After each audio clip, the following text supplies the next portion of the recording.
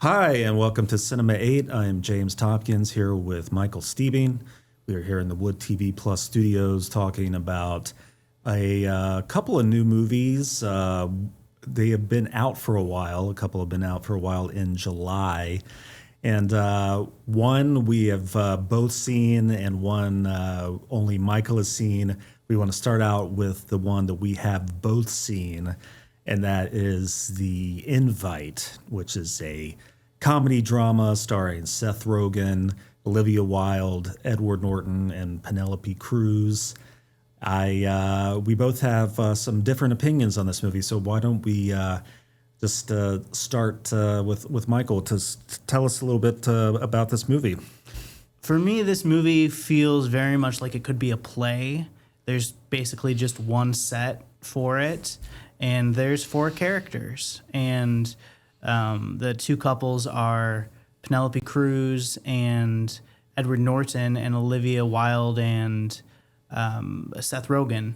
And what I liked about it so much was how it kind of dissected the marriage of Seth Rogen and Olivia Wilde. It really kind of, as the movie goes on, as the story goes on, you learn more about troubles that they're having in their marriage. And between the four of them, the four leads, there's just a lot of interesting twists and turns that the movie takes. And the script is, in my opinion, absolutely hilarious.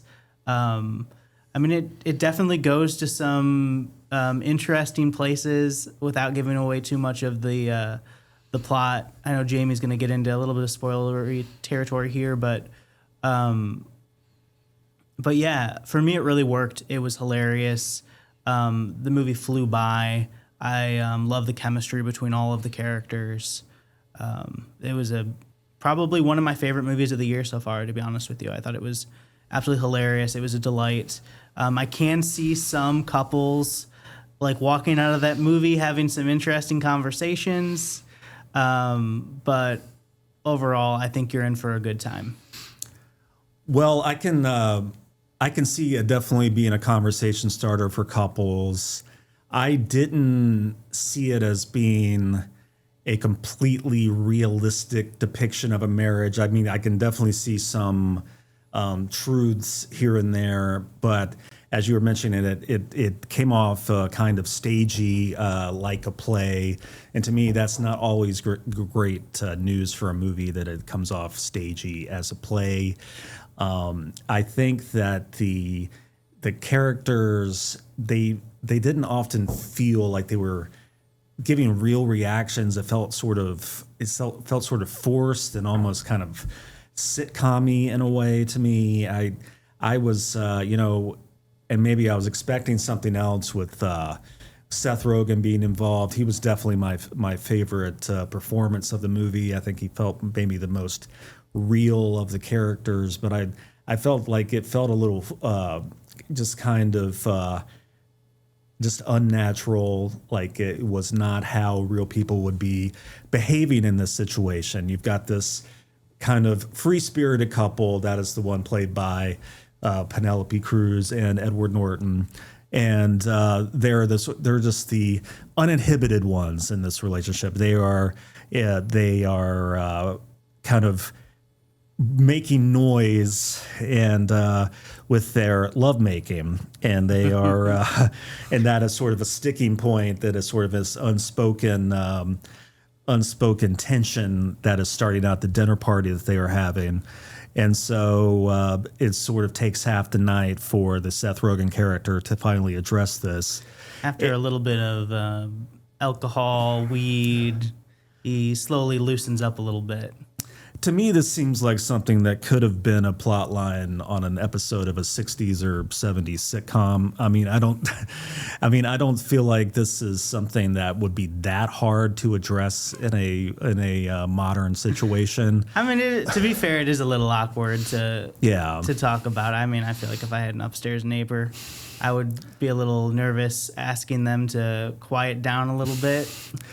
Is this an interesting enough thing to base a whole movie on, though? I just don't know if that's something that you could really Well, they invite him over for dinner because they want to meet their neighbors. Right. Get to know their neighbors more, and then the chaos kind of ensues from there. Yeah, I guess I was expecting something a little bit more, like to kind of escalate more, and then here to get into sort of the more spoiler aspect of this. They kind of get into kind of a swapping kind of situation here, and when it starts to escalate, it doesn't really escalate into anything that particularly feels like anybody's doing anything particularly risky at all. I mean, it just feels like that it is in the most PG kind of benign way ever, and it feels like, is the movie playing it safe or are the characters playing it safe? It just feels like the movie is playing it safe to me. And it has two characters dancing to a Sade song, who, I mean, I happen to like Sade, but it is the least provocative Sade song that ever existed. And is actually a Sade song that I danced to with my wife at my wedding. So I don't know, is that intended as an inside joke that it's not a particularly romantic sounding song for people who are having an affair to dance to? It's not. Well, it's not really an affair because it's all agreed upon. Right. I don't know. It just didn't strike me as something that was particularly how people in this private situation would be acting. Yeah. It seems like this is something that was just sort of played for laughs for the audience and not something you can really buy into as a realistic situation. It just kind of took me out of it. So I was, these are just some problems I had with it. I wouldn't have had as much of a problem with it if I wasn't expecting so much from this movie. It's gotten pretty much universal praise across Rotten Tomatoes, in the 90th percentile, 90% on Rotten Tomatoes. And you look on Letterboxd, it's gotten, pretty much everybody's 4 or 5 stars. So I guess I'm in the minority on this, but I didn't particularly find it as a movie that worked for me. I like all these actors, but I prefer to see them in something else. It's definitely different than what you expect from most Seth Rogen comedies. Yeah, and I know that he doesn't really make a lot of movie comedies anymore, but he does make comedies on TV that are in the same vein as his movie comedies used to be. Like currently he's on The Studio on Apple TV and Platonic on Apple TV. And both of those series, I think, kind of continue in the tradition of his movie comedies or the Judd Apatow kind of comedies he used to make. And so I was kind of expecting something more like that, something that was more in the vein of that, and that this felt a little bit more like a stage play or, and it just didn't really hit home for me that much. I guess for me, I grew up doing some high school theater, watching a lot of plays.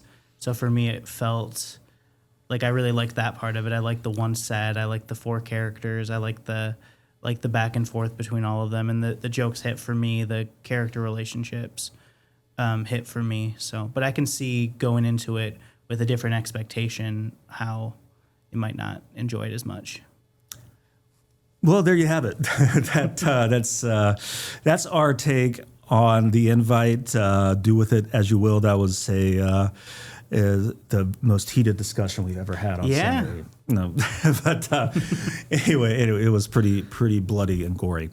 But we will be back in just a moment. We're going to talk about Michael saw the Odyssey. The hottest ticket in town. The hottest ticket in town. Can't even get tickets for this movie. Yes. Unless you want to sit in the front row at 2 in the morning. Yeah, this is true. Here in Grand Rapids, very hot ticket. So we will be right back with a look at the Odyssey. Okay, and welcome back. We are here talking about the Odyssey, which Michael just saw.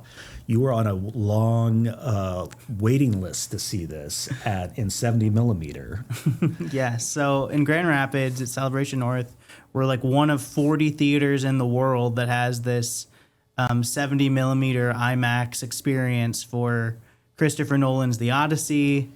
I made the mistake by not getting tickets much earlier. I guess this movie tickets actually went on sale a full year in advance to see The Odyssey, and I thought, I'll see it, a week or two after it comes out. I go there, and it's like making an appointment at the doctor's office. They have like their schedule on there. They're like, nope. Go back like pretty much a whole month until they could get me in at a reasonable time. I guess Celebration North has like crazy like late showings, like showings at like 7:00 in the morning, Monday through Friday. Like for most people that doesn't work. I don't know who is able to go see the Odyssey at 7 a.m. on a Tuesday, but I don't even know if I would enjoy it at 7 a.m. Some of our coworkers did. Some of our coworkers who work night shift were I able guess to if do you have that, kind of a funny schedule. Yeah. But man, I love this movie. It's so good. I mean, I love most of Christopher Nolan's movies, but this one's a huge home run. I mean, everything about it is just, it's epic. The sets are epic. It feels, you can tell that they're not using a lot of CGI, a lot of green screen. It's a lot of on location. Just practical effects. Practical effects, giant cast. Jamie, I know you said you're not really that into, is it like swords and sandals epics? Yeah. I urge you to see this movie. I think just as someone that loves movies, I think you will really enjoy this. Because to be honest with you, I'm not really into like, Troy or any of those type of movies. But for this, the whole time I was just edge of my seat, like enjoying the incredible performances, the incredible effects, just the stagecraft of Christopher Nolan. Just, I can't say enough good things about this movie. I really enjoyed it. How was the acting? How was Matt Damon in the lead role? Matt Damon's excellent. Really, really good as Odysseus. Throughout the movie, he kind of like he ages at times. Like later in the movie, he's got this big like gray beard, and he's incredible. The star of the movie for me was Anne Hathaway, Odysseus' wife. Just an incredible, powerful performance. The one performance that's not as like intense, so you don't really feel like this big acting performance as you do with like Matt Damon and Anne Hathaway, is Tom Holland, who I think plays the role really well, but it's just not as this intense performance. So I think it doesn't feel like as elevated as the other roles. But man, there's just a huge cast. And Zendaya in this movie. There's Robert Pattinson is the bad guy in this movie. Oh man, it is excellent. It works really, really well. Now, who does Tom Holland play? Tom Holland plays the son of Odysseus and Anne Hathaway. Okay. But he's giving him more of an understated performance. Yeah, I would say it's just not as intense. It's just not as intense. And even from like a movie like I also saw Spider-Man Brand New Day, that performance seems more like emotional and more more powerful of a performance than this. And I don't think it's like one's better than the other. I think he's just playing it in a different way than the other characters are. Well, in that one, he's kind of carrying the movie, right? I mean, he's the star. Absolutely. And this one, he's probably playing it in a different key. Absolutely. Yeah, not required. Absolutely. Not as different things are required of him in the Odyssey, I imagine. Jamie, have you heard of 40X before? 40X, like I think that's my size T-shirt. I'm talking about the movie experience where you're like in a chair that moves and they like spray water on you. Have you ever heard of this before? No, well, I've heard of D-Box. I think this is called 40X. Man, I could be wrong. Well, yeah, I guess. I think you and Kyle in the newsroom were talking about Yep. this yesterday, where it's in certain major cities. Yep. This is an option of And the closest one is Chicago. But man, I do not recommend. I have not done it that way. But this movie has a lot of water scenes, like intense, boat rides through major storms, and I feel like it'd be like going on a water ride, watching this movie in that experience. Yeah, like being on a log flume. Yep. Kind of. Yeah.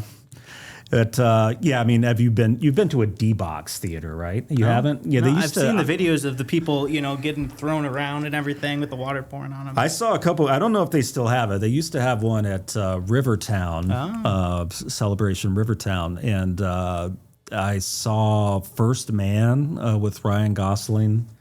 I saw that, and that was pretty intense with the. They're coming to the moon, and you feel the vibration of the spacecraft landing. And I also saw, I believe this was in Washington, D.C., I saw Star Wars Rogue One.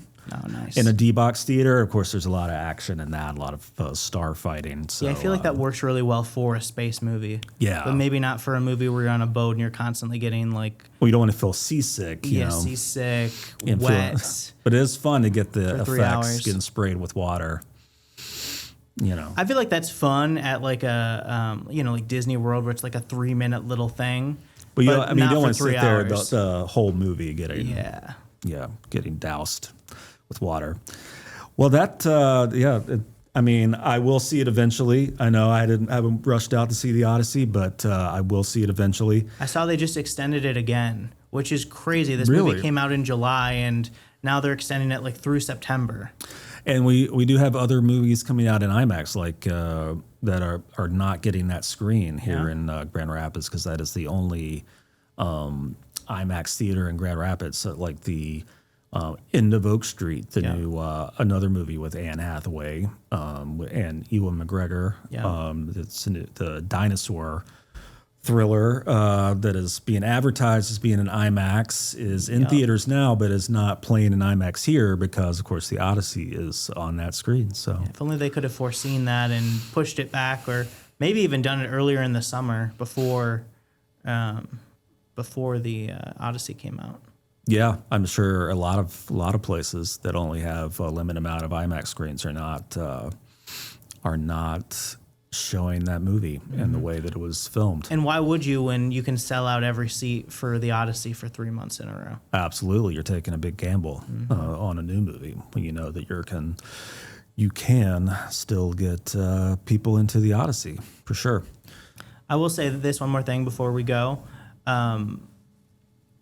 I feel like at this point in the year, and we're a little over halfway through the year, there's been so many really great movies, in my opinion. Yeah. It just feels like a really strong year, and I'm thinking ahead like, okay, how many of these movies are going to be in my top 10 list at the end of the year? And I feel like I have at least like 5 or 6 that are just really strong caliber movies, and I think it's a really good year for movies.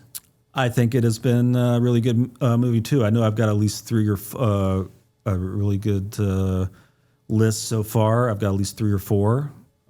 So yes, definitely Obsession, Backrooms, The Drama, several good movies that I could put on my list for the end of the year. And also another one to check out, The Wrong Girls, which I just saw, Kristen Stewart, Alia Shakwat. So that's another one to check out. I might talk about that more on a future episode. But that was a fun movie as well, if you enjoy goofy, lighthearted comedies. So, but that will do it for this week's Cinema 8. And we will be back with more on our next episode. Thanks for joining us.